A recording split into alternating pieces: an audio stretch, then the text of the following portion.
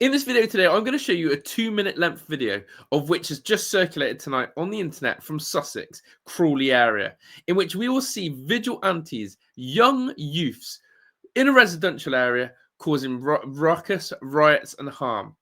An innocent man comes out, tries to defuse it, tries to get them to go away, in the end gets attacked, brutally attacked in fact. And this is not easy viewing. Make sure you lock in for this one, people. This is True Brit Media, the town that speaks, exposes and lives the truth, and the truth must be heard. Make sure you are subscribing to the channel as we're on the road to 10,000 subscribers. Hit that like button. I want 1,000 likes on this one.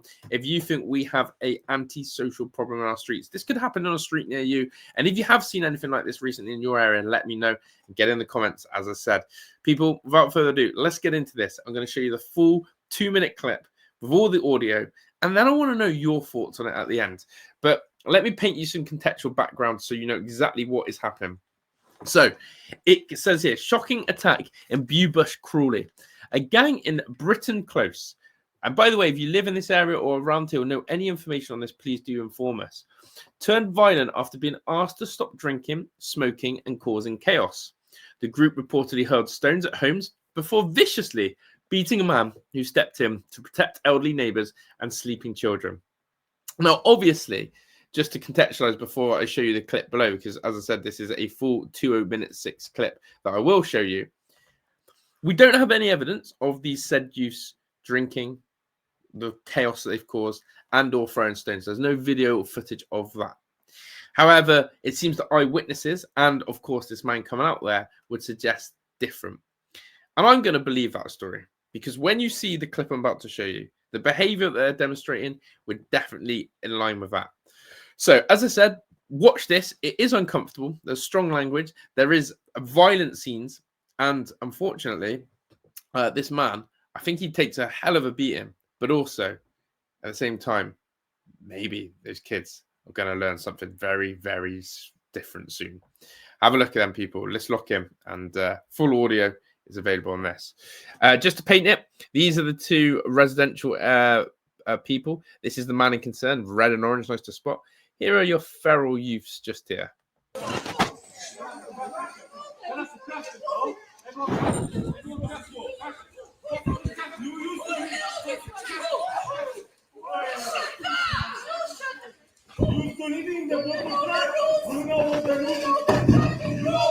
So again, important to pause there because this is important in case people twist it. One of the youths threw something at the man first. We all saw that. Whatever that is, a bin or whatever, threw at him first. Make sure you see that.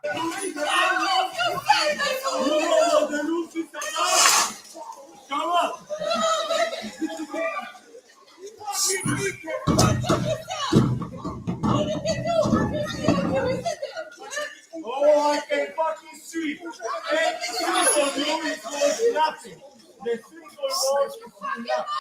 So man and woman, and I believe as well, if you can hear from that accent, they're not your typical British citizen. However, they're standing up for what's right. Let's see how this unfolds.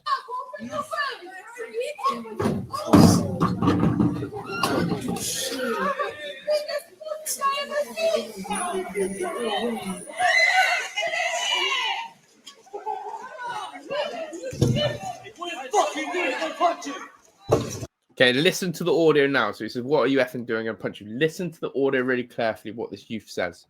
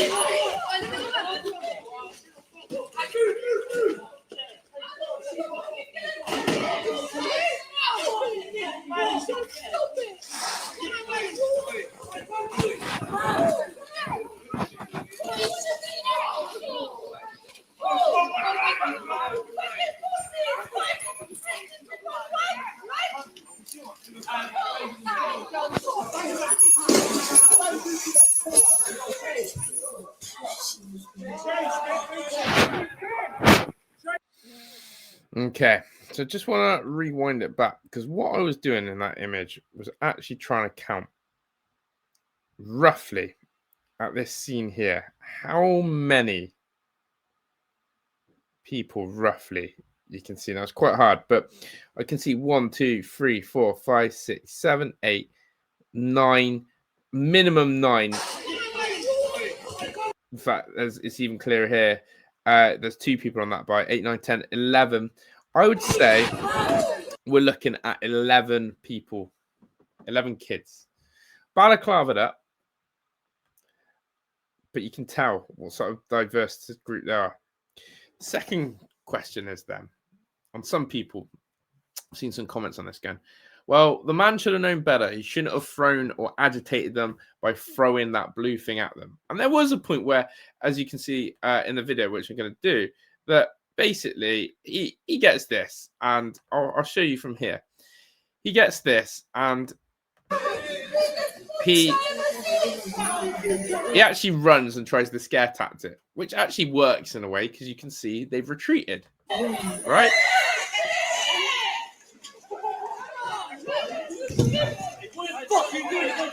And they retreat, and it works. And you think, okay, but what happens is that gang mentality kicks in, where it becomes too much, that actually he becomes vastly outnumbered here. And you sort of know here, your time's sort of done. Your numbers are over. Like, that's going to be hard.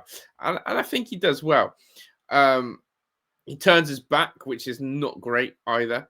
But yeah, what you can see here is a vicious attack. But still, he gets up. And that's a proper warrior, that. He gets up on his feet, even after all that.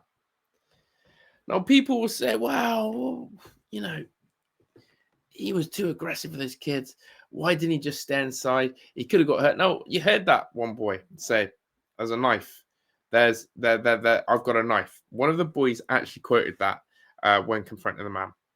And yet this man didn't fear himself. He wanted to protect that as a residential street. No doubt there'll be kids. No doubt there'll be elderly in there. No doubt that he actually thought, you know what, I'm going to do a bit for my community. Didn't have to put himself out there, did. And that is always the moral dilemma that we have, is that some people see these incidents, and the common theme of what gets asked is, oh, why didn't someone else go and step in? Why didn't someone else go and help? Why did people just watch that happen? Ultimately, it's down to, when you're in that situation, how you feel. Some people can sense that danger, and actually, if they ran into it and tried to assist someone, they could end up dead themselves. And some people just feel that moral obligation that they need to help. And I think that man did his part. But what it shows me is another state that Starmer has left this society in. He's left it very broken. He's left it very feral. We've got youths who think it's okay to attack people, who are carrying knives, who are antisocial to its core, and it stinks and it's rotten.